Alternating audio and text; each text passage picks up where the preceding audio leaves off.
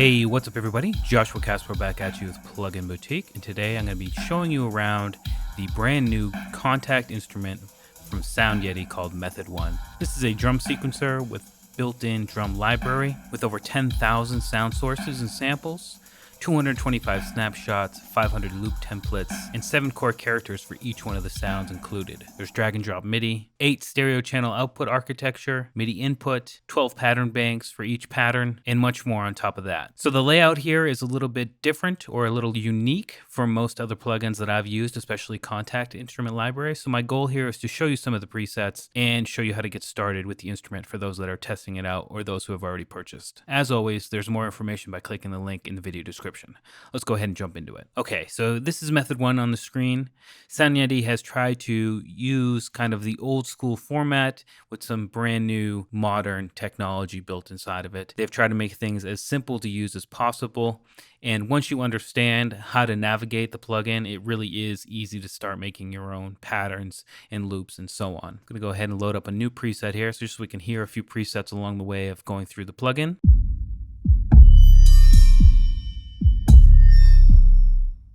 Okay, so first of all, how do we get sound going?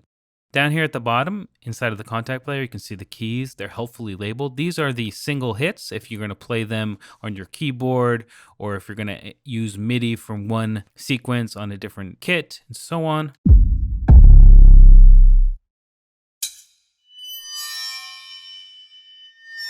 These ones didn't play because they're pretty much muted, the volume's down. And then over here we have the play button. This is C5. So I have that on my keyboard on my laptop set to A, just so I can hit A. And then hit A again to stop it. And then we have our pattern selectors above that. So this would be another pattern, a different pattern. You can have up to, I believe, 16 patterns. If I come in here, 12 patterns it is.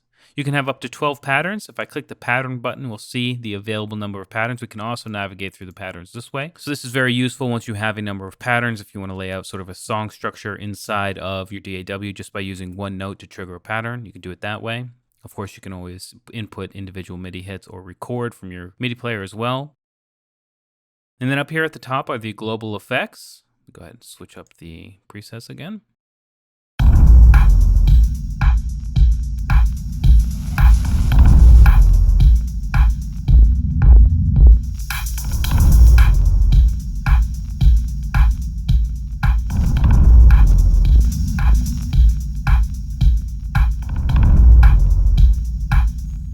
So we have a crush, it's sort of like a bit crusher, almost like a saturation almost. It sounds really good. There's a tone, this is like an EQ to swing it towards the high end or the low end. This is for the overall mix, remember. There's a compressor, a one knob compressor, depending on how much compression you want. And then there's a mix knob for everything on the output.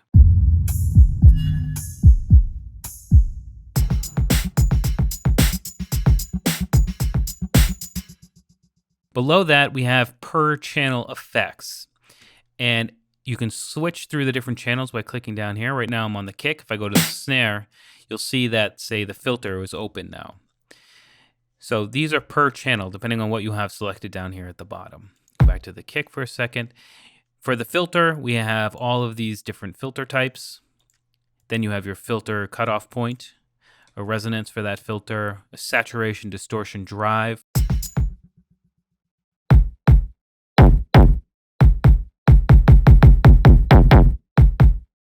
Then we have panning, a width to make things wide or as they should be. Let me find a good example.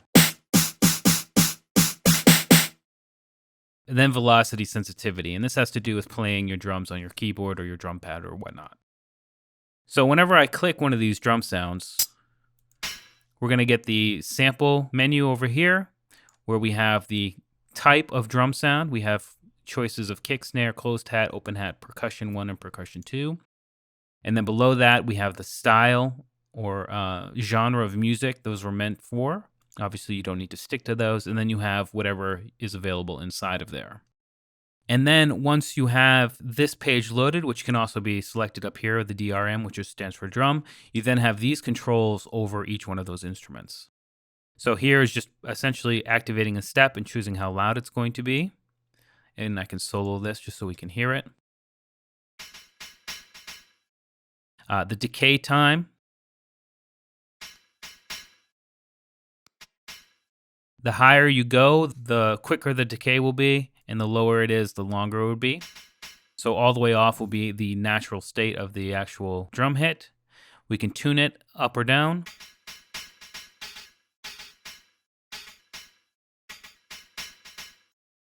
And then we have delay and reverb send values.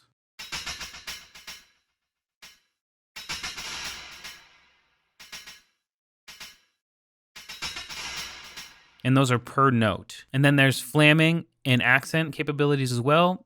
This is a dual mode step here. So when I'm on accent, I can turn on the accent and then I can switch over to flam. You can see that that goes away and then I can put flam wherever I want. The arrows pointing to whatever is active at the moment.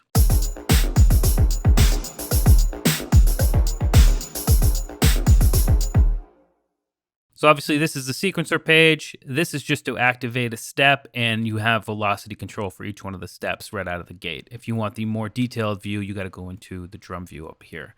There's also the effects panel where we have control over our delay and reverb sends. You can see that we've got digital, analog, and tape delays, room, hall, and plate reverb settings. And over here on the sequencer page, we also have different options up here at the top. We have the pattern selector, whatever pattern we're going to be editing or making. There's the rate. This is how quick it plays. If I go down to 4th or 32nd, back down to 16. This is the regular one. Swing value. And the way to do this is you click the title and it will bring up the values. You can't like float in between 38 and 41, for example. You can either go 38 or 41.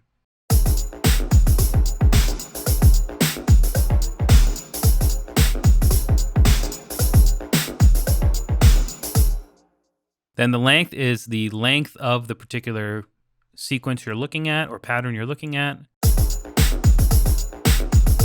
And this is steps. So right now I have 8 steps going, and as you can see here, it's going to loop around. Whatever step I have highlighted up here at the top is where the loop will end essentially and begin again.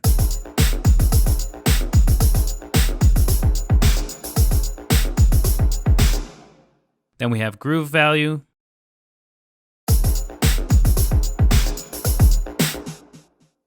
Accent amount, and flam time. And these have to do with the flam and accent values down here at the bottom. Here is the playhead. As I said before, that's bound to C5. This is the host sync. So if I turn this on and then use my space bar, which will sync with my DAW if I have other loops, samples, and whatnot going. If you're working on a project with method involved with the drums, you're probably going to want to have that on. Then you can also record any MIDI input that you want if you're using a drum pad or a keyboard. And then there's this section down here. And whatever's highlighted, here it's volume, is going to change the volume of the drum sample. So let me go ahead and choose another preset. If I come up here to snapshots, you'll see that we have dance, hip hop, trap, trip hop, and extra gravy with some like reggae and other kind of more off-kilter stuff. Really great stuff. Let's jump into hip hop for a minute.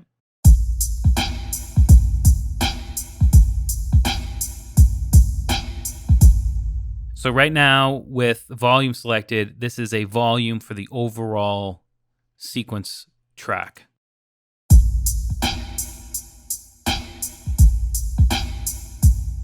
All right, decay is the same thing as it was inside of the drum here on the decay parameter section.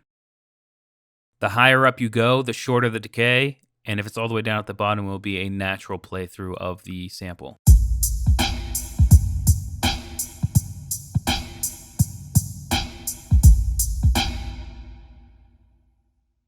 And tuning is the same deal.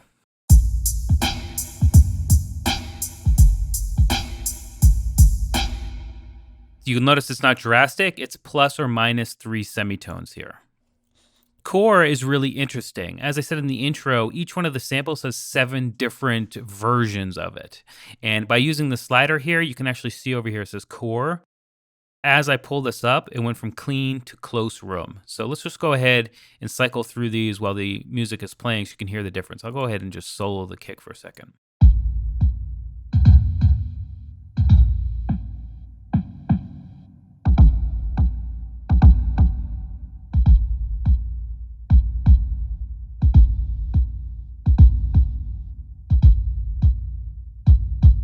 So you can see that each one of the states here on the core is a different sounding or characteristic of the kick, and it's just how the kick has been processed. Each one of the drum samples inside of Method 1 has that capability. So it's really easy using the core to get a different sound, but something, using the same base materials. It's very cool. So if I do something like this on solo,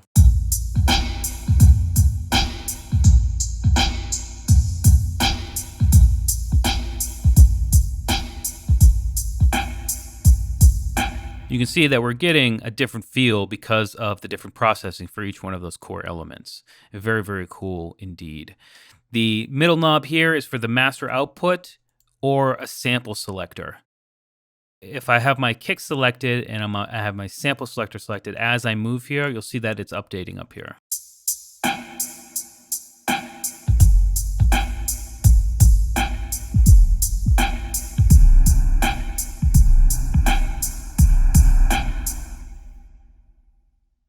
And then from there, we have the delay. This is just like a delay and reverb send. We can send the kick or snare or hat to the reverb delay that we've set up inside of the EFX section.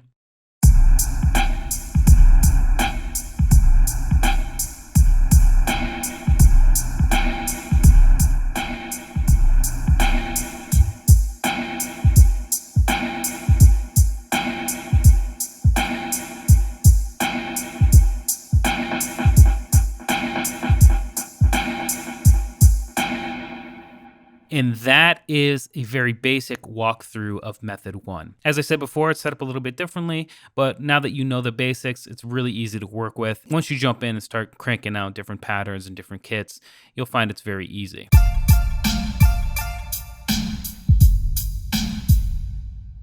Okay, and now I'm just going to play you a few of the presets from the different categories. Right now we're in hip hop, and this is called Birth, but I'm going to stop talking and just let the music speak for itself for the rest of the video.